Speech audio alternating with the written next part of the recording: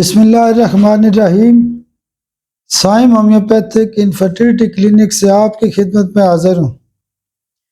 आज का जो हमारा टॉपिक है वो भी रोज़मर्रा की प्रैक्टिस का एक ख़ास हिस्सा है। होम्योपैथिक सिस्टम के अंदर कैंसर का बेहतरीन इलाज किया जा सकता है, लेकिन कैंसर के मर्ज़ के साथ साथ एक और नुक्ता होता है, एक ख़ास किस्म का नुक्ता ये होता है कि जब कैंसर फैलता है उसको कैंसर मेटास्टेसिस कहा जाता है।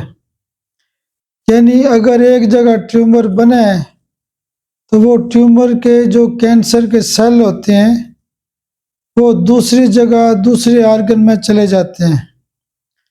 मिसाल के तौर पे अगर किसी खातून को ब्रेस्ट कैंसर हुआ है तो वो कैंसर जिगर में फैल सकता है। अगर किसी को एसोफेगस का कैंसर हुआ है तो वो और दूसरी जगह पे फैल सकता है। ओवरी का कैंसर है या यूट्रस का कैंसर है तो वो पेट के अंदर फैल सकता है।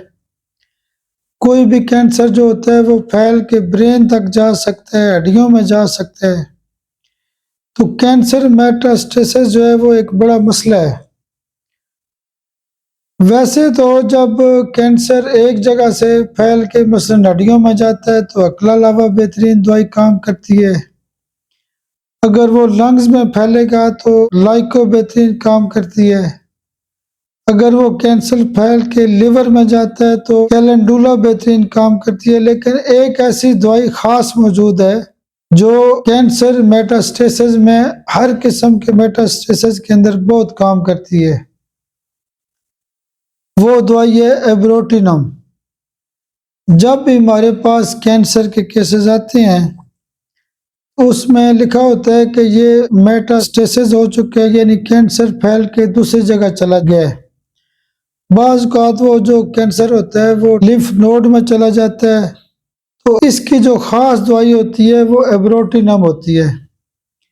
मेटास्टेसिस का जो लफ्ज़ी मतलब होता है वो इंतकाले मर्ज़ होता है, यानी एक बीमारी एक जगह से फैल के दूसरी जगह चली गई है।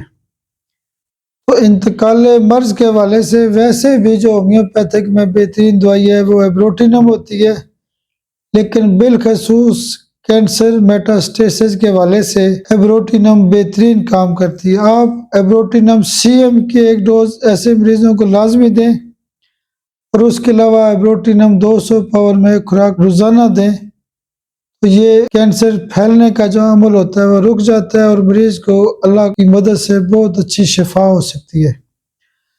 आप मेरे लिए दुआ भी किया करें। बहुत शुक्रिया, बहुत शुक्रिया, बहुत शुक्रिया।